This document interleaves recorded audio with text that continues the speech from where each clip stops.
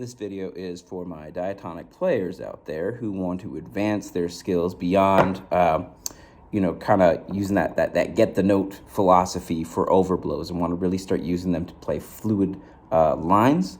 And so I want to tell you, if you want to get there, spending more time with this instrument may not be your fastest path. Instead of this instrument, you want to be using this instrument, and I'll tell you why. Number one, when you are playing this instrument, right, you are always stuck between what can I do and what should I do. And there's a few principles you can follow to kind of get away with it, but eventually you exhaust those. You get to the end of them and you're like, okay, what now, right? And you start trying to break the rules that you made for yourself about how you're gonna do overblows and see if it sounds good, right? And it's just a little bit challenging to do. I found that using one of these was indeed a game changer, right? And here's a few examples. So you've seen those overdraw videos that I made where I play something like this as a really good overdraw warm-up exercise.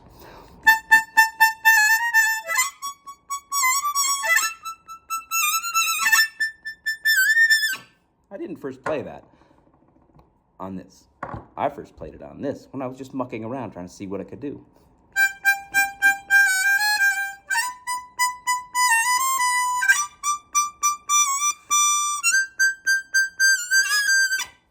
Okay, I'll stuck reading there, but whatever. All right, so you get the idea. Another one is the overdraw arpeggios. Okay, so that I first played on this. All right, it's really easy to play on this. Okay,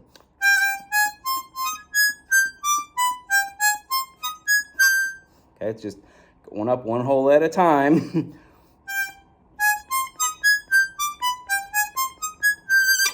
Okay, so another one, if we want to get bluesy with it, you're playing second position blues.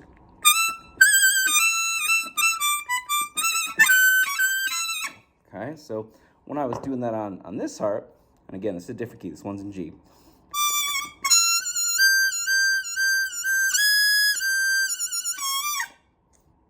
That button note, that gives me the whale note, right? Like now, you can't exactly wail and bend up on it. That's the whale note, right? When you are, playing down a 4 draw, bent down a half step.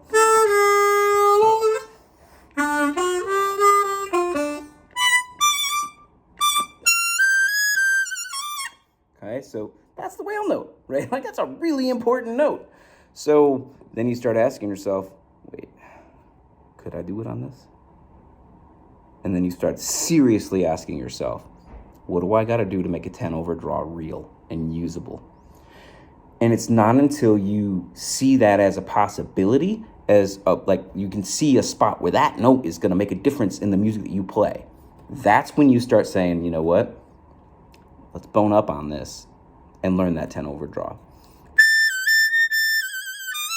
Okay. Now, I've got videos where I explain how to do that particular note. It's real small, real tiny on the inside of the mouth, and use a low harp, right? Your tongue high towards the front, right? But I didn't even bother to figure those out because I just assumed it was too hard.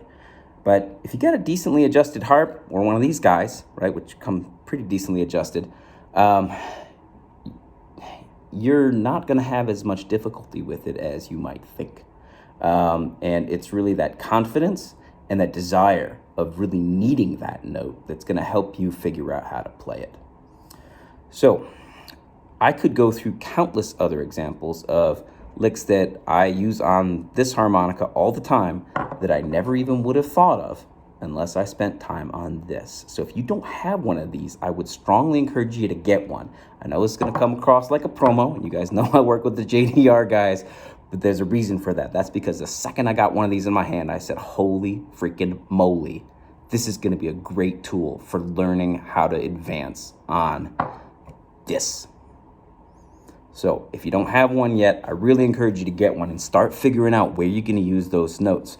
Because I got to tell you, I really think our John over at Bushman, he had a real good name there and a game changer. It would certainly been for my playing.